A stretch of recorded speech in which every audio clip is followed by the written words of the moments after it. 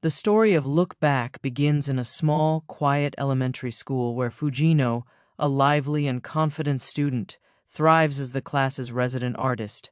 Known for her sharp wit and humor, Fujino contributes 4-panel manga strips to the school newspaper, earning her widespread admiration from her classmates and teachers. Drawing comes naturally to her, and the praise fuels her sense of pride. She enjoys the spotlight and revels in her small successes, believing her work is the best in the school. One day, Fujino's teacher informs her that she will no longer be the sole contributor to the school newspaper's manga section. A fellow student named Kiyomoto, who rarely attends school due to severe social anxiety, will now share the spotlight with her. Though curious about Kiyomoto, Fujino brushes off the news, confident that her popularity and skill will keep her in the lead. When Kiyomoto's first manga submission is published, Fujino's confidence is shattered. Unlike her own casual and comedic style, Kiyomoto's work is breathtakingly detailed and meticulously drawn. The intricate lines and stunning perspective make Fujino's simpler drawings pale in comparison. For the first time, Fujino feels inferior, and her pride takes a heavy blow. Jealousy and insecurity take root in Fujino's heart. Determined to surpass Kiyomoto, she begins practicing obsessively. She spends hours sketching, refining her techniques, and studying art books. She sacrifices time with friends, skips breaks, and isolates herself, pushing her limits in an effort to improve. Despite her relentless dedication, Fujino cannot match the natural talent evident in Kiyomoto's work. Frustration builds, and the once joyful act of drawing becomes a source of stress and self-doubt.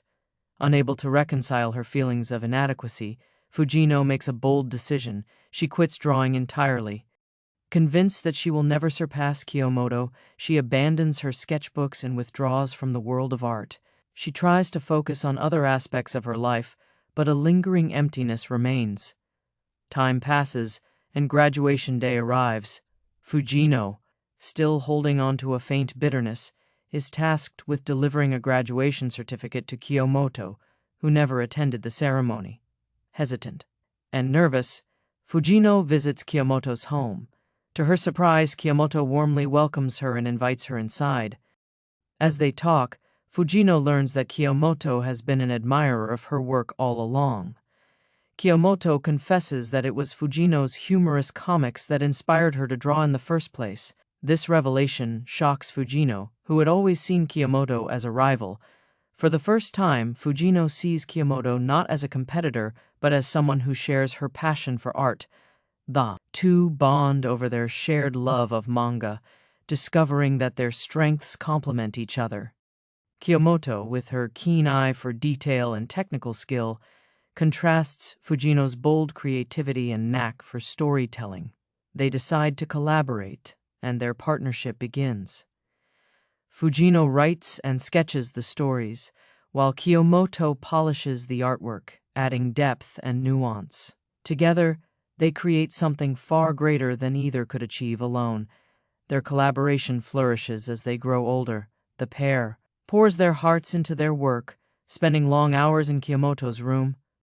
Their manga begins to gain recognition, with readers praising their unique combination of styles.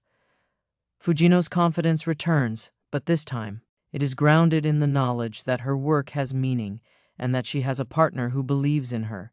However, the pressures begin to take a toll on their partnership. Kiyomoto, an introvert at heart, struggles to keep up with the demands of deadlines and public appearances. She wants a quieter life where she can focus on her art without pressures.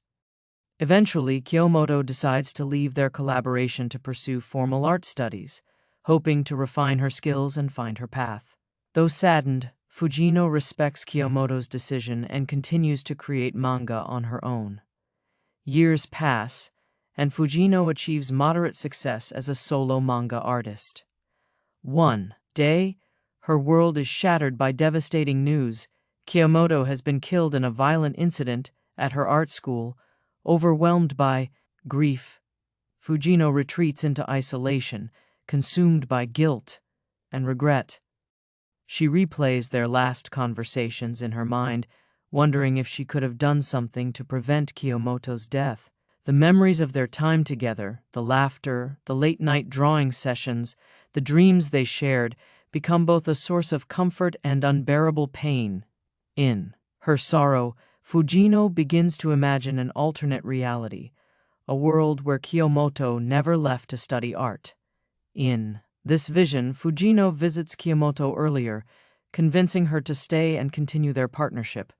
Together, they avoid the tragedy, living a life of shared creativity and success. The two create more manga, their bond deepening as they support each other through the challenges of life. This dreamlike sequence is both heartwarming and bittersweet, a glimpse of what could have been. However, it is not real, and Fujino must confront the painful truth: Kiyomoto is gone, and nothing can bring her back. Though the grief remains, Fujino finds solace in the knowledge that Kiyomoto's memory lives on through their shared art. Determined to honor her friend, she returns to her desk and begins to draw again. This time, her work is infused with the emotions she had suppressed, the love, loss, and gratitude she feels for Kiyomoto. The act of creating becomes a way to keep Kiyomoto's spirit alive and to celebrate the bond they shared. Look Back is an exploration of the human experience. Through Fujino and Kiyomoto's relationship, the story illustrates the beauty of collaboration, the pain of separation, and the resilience needed to carry on after tragedy. Fujino's decision to keep drawing despite her pain is a testament to the healing power of art and the enduring strength of human connection. It is a story that resonates deeply with anyone who has pursued a passion, formed a meaningful bond, or faced the loss of a loved one.